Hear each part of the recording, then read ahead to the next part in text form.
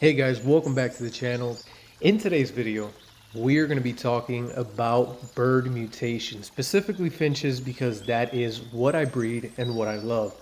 And one of the biggest topics that I want to talk about is something that I don't hear many people talking about, and it is very important when it comes to mutations. But before we get started on this topic, I want to see who the real fans of this channel are.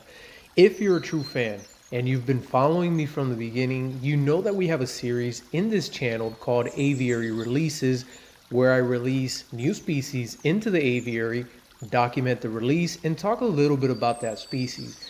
Now, I haven't done an aviary release in quite some time, but there are 3 new species inside of this aviary that I've released, and I haven't done a video on yet, and they are in this video right now.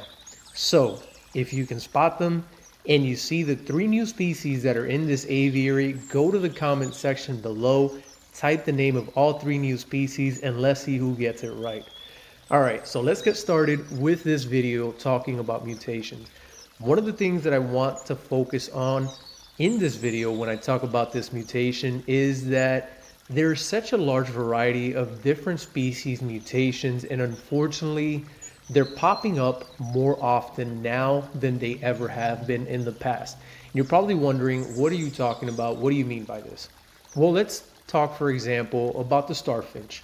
Starfinches, their natural color or their wild type color is to have a red face. But from the red face, you have a variety of other mutations that come along. For example, you can have a red face that is cinnamon, or you can have a red face that is fawn.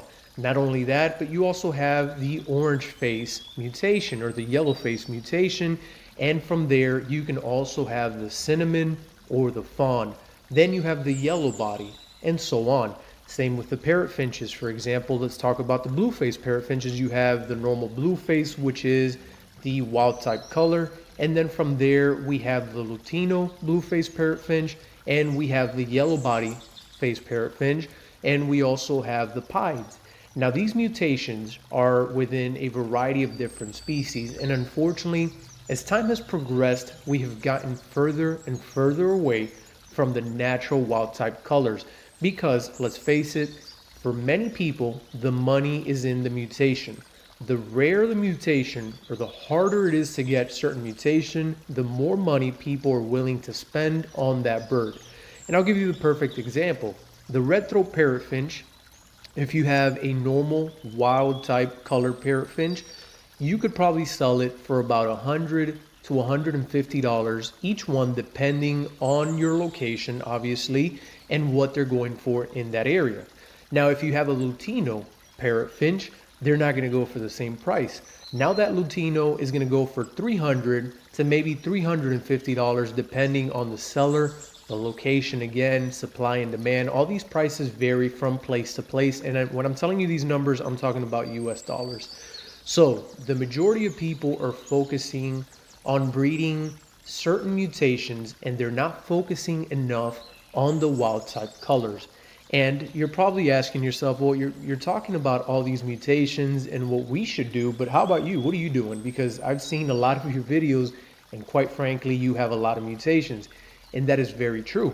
I do work with a lot of mutations, but at the same time, I always conserve the wild type color. I always make sure to have pairs that have no genetics in them of any sort of mutation. They only produce wild type colors.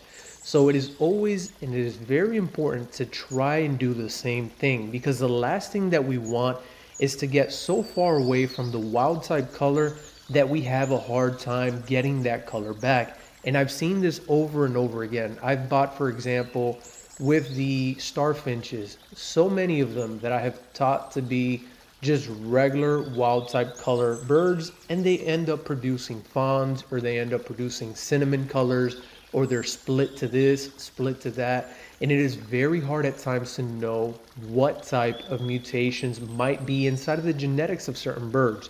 And the same could be said about a large variety of other species like the red throats, the blue face, the starfinches, the owls. All of these have been heavily mutated, and it is very difficult to know when a bird is split to a mutation or when it's just a normal wild type color variation.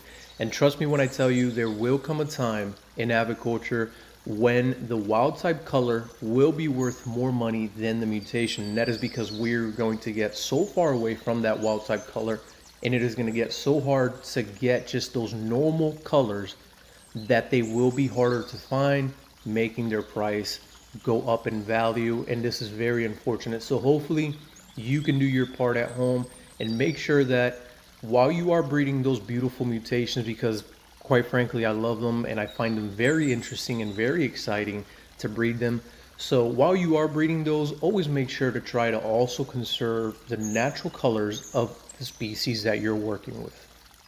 Alright guys, well this is going to be the end of another video. I really hope you guys have enjoyed it and learned a little bit more about how or why to conserve some of these natural colors in our aviculture. If you've enjoyed this video, remember to hit the like button, consider subscribing if you haven't done so already, and we will see each other in the next video. I hope you all have a wonderful day.